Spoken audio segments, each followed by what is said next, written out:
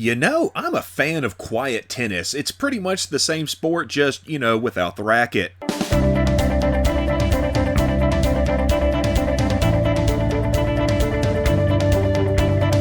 Hey folks, welcome to This Week in History. Let's do this thing. On March 21st in 1788, the Great New Orleans Fire destroyed 856 out of 1,100 buildings. The reason it spread and was so devastating was because it happened on Good Friday. And the local priests refused to ring their church bells, which were used as the city's fire alarm. So yeah, good going there, Padre. In 1800, Pius VII was crowned Pope, but with a twist. See, France had previously invaded Rome and had actually taken the previous Pope hostage. And as such, they still had possession of the papal tiara, so a temporary one was made of paper mache, and that's what was used. I mean, it's great for making piñatas. When I was in 5th grade, I used paper mache to make a Pueblo diorama. These guys just happened to use it to make the Pope hat. On March 22nd in 238, Gordian I and his son, Gordian II, yeah, go figure, were proclaimed co-emperors of Rome during their rebellion against Maximinus Thrax. Yes, that was his name. 21 days later, Gordian II died in battle outside of Carthage, and hearing this news, Gordian I killed himself. By the way, because Gordian II died before his father, his 21-day reign is the shortest of any Roman emperor. In 1622, the Algonquins killed 347 English settlers of Jamestown, Virginia during the Jamestown Massacre. The dead accounted for roughly a third of the colony's population. This event was part of the Second Anglo-Powhatan Wars, and yeah, we made a video about all of that. In 1739, the city of Delhi, India was sacked by Iranian Shah Nadir Shah. A big part of this was his stealing the jewels of the Peacock Throne. It was a rather ornate throne made for the head of the Mughal Empire, and it was based on the idea of Solomon's throne. On March 23rd in 1775, Patrick Henry delivered his famous "Give Me Liberty or Give Me Death" speech at St. John's Episcopal Church in Richmond, Virginia. It was at a meeting held to determine whether or not to send Virginian troops to aid in the growing American Revolution.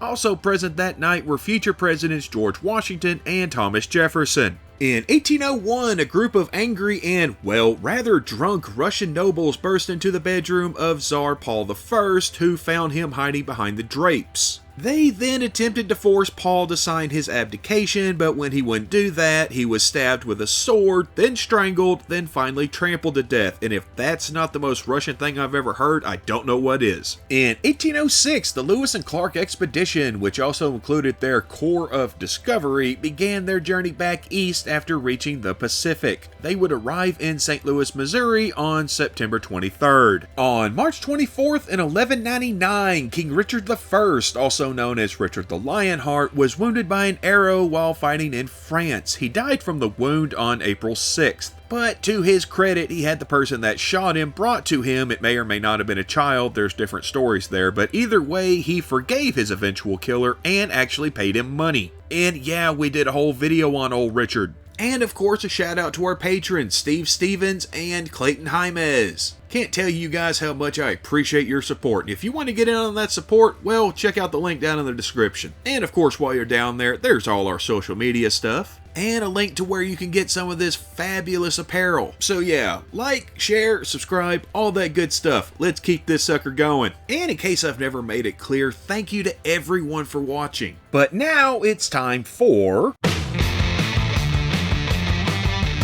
Francis Louis III died in 882 at roughly 17 years old. See, Louis was chasing after a girl who was fleeing back to her father's house, and if you're wondering why she was fleeing, it was for the exact reason you're hoping it wasn't for. Anyway, while chasing the girl on horseback, the horse went through a doorway and the king didn't. We're not sure if the top of the doorway, which is called a lintel by the way, is what cracked his skull open or the fall, but either way, I guess you can say that the king lost his head over a piece of tail.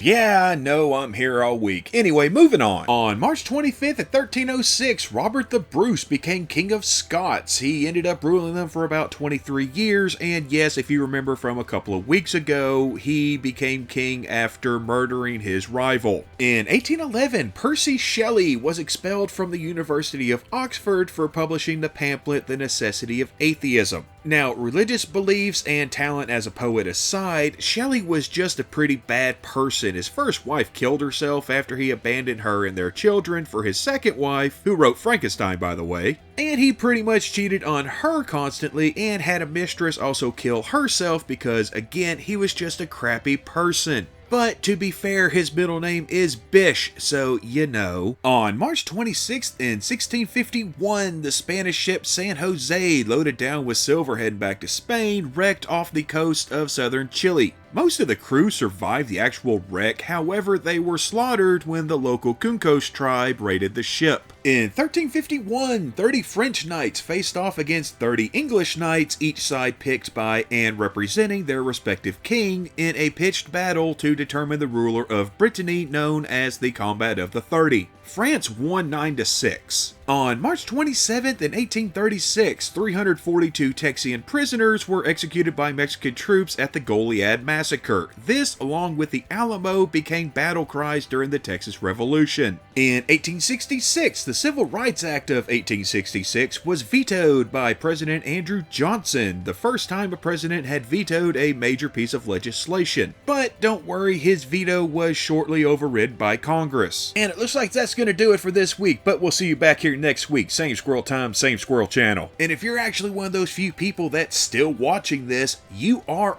awesome.